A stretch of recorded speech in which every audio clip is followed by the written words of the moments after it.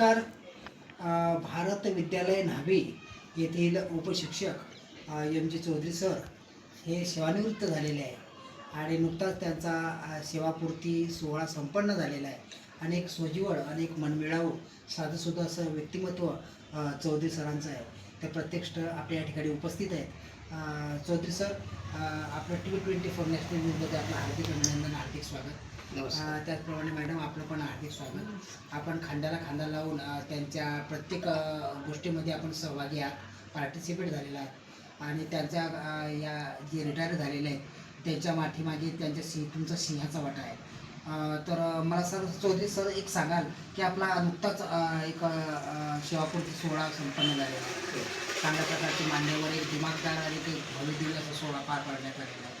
तर मला सांगाल की तुम्ही सेवापूर्ती म्हणजे सेवा दिलेली आहे. हो. तुमच्या सेवा कालखंडामध्ये आपल्याला कोणकोणते अनुभव आलेले आहेत? थोडक्यात काय सांगाल या विषयासंदर्भात? सेवा कालखंडामध्ये प्रथमतः मी म्हैसपूरमध्ये शकुंतला शाळेमध्ये शिक्षक म्हणून माझी नियुक्ती झाली 2000 मध्ये. आणि लागल्याच म्हणजे शाळेत शिक्षक म्हणून विद्यार्थ्यांना शिकवत असताना खूप आनंद वाटला आणि मुलांकडनंही चांगल्या प्रकारे प्रतिसाद मिळाला. आणि त्यामुळे विद्यार्थ्यांना प्रतिसाद मिळाल्यानंतर शिक्षकालाही हुरूप येत असतो, म्हणजे पुढे पुढे शिक्षक हा जात असतो. अशा प्रकारे तो आनंद मला त्या ठिकाणी प्रथमतः लाभला. Chaudhary sir, education is the foundation of human life. Yes. Education is the powerful of knowledge which use change the world. शिक्षणामध्ये जगामध्ये बदल घडवण्याची ताकद शिक्षणामध्ये आहे. आणि आपण एक शिक्षक आणि विद्यार्थ्यांचं एक अतूट असं नातं राहतं. आणि विद्यार्थी हा शिक्षणाच्या विद्येच्या सागरात पोहणारा राजहंस असतो. आपण एक आपल्या कालखंडामध्ये त्यांच्याशी जीव राहिलात. आणि आता मला मी आपल्याला एक प्रश्न विचारू इच्छितो की आपण सेवानिवृत्त झालेला आहात. आजूबाजूच्या पंचकृषीमध्ये आपला एक अभिनंदनाचा वर्षाव झाला आणि आपला नुकताच 1 वर्ष सेवापूर्तीचा सोहळा पार पाडलेला आहे. तर याच्या पुढील उर्वरित कालखंडामध्ये आपलं विजन काय राहणार आहे, काय सांगाल? उर्वरित कालखंडातलं विजन असं असणार आहे माझं की सेवानिवृत्त झालो आणि सेवानिवृत्तीनंतर पुढे काहीतरी आपल्याला करायचं आहे हे ध्येय मनी बाळगून क्लासेस घेणे किंवा शिकवणी वर्ग चालवणे असं विजन असणार आहे पुढे. चौधरी सर, अजून एक की आपण एक हाडाचे शिक्षक होतात. आपण विद्यार्थ्यांना ज्ञान देण्याचं काम केलेलं आहे, विद्यार्थी घडवण्याचं काम केलेलं आहे आणि शिक्षक हा समाजामध्ये परिवर्तन घडवण्याचं काम करतो. आपण चांगल्या प्रकारची सेवा या भारत विद्यालयाला दिलेली आहे.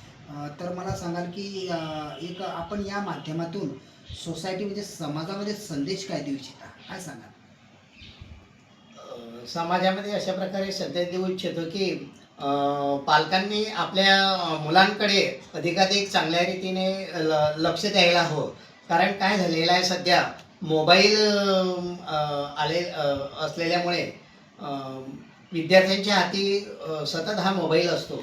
याकडे पालकांनी मुलांकडे अधिक रीतीने लक्ष द्यायला हवं, जेणेकरून त्यांचा मोबाईल हा कमी होईल आणि ते आपल्या अभ्यासामध्ये किंवा शिक्षणामध्ये ते अधिक लक्ष देऊ शकतील आणि त्यांना मग शिक्षणाची गोडी जेणेकरून निर्माण होईल आणि जेणेकरून ते विद्यार्थी चांगले घडतील भविष्यामध्ये आणि समाजामध्ये ते पुढे चालून ते चांगल्या प्रकारे परिवर्तन घडवू शकतील. ओके.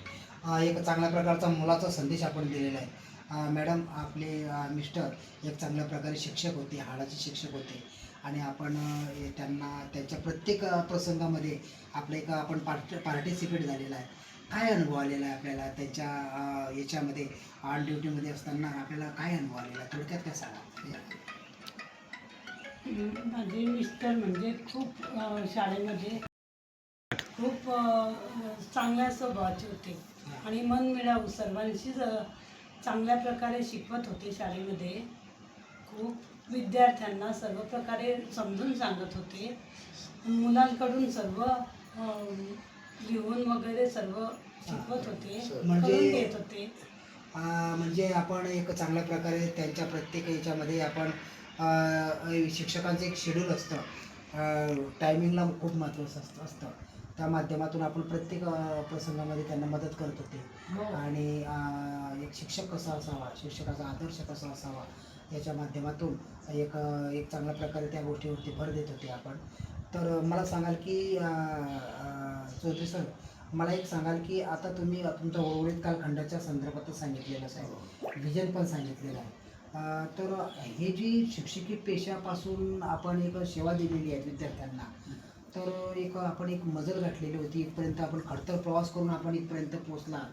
तर याचं श्रेय आपण कोणाला द्यायचं? याचं श्रेय म्हणजे खरं सांगायचं झालं, हे श्रेय कोणाला द्यायचं, तर हे श्रेय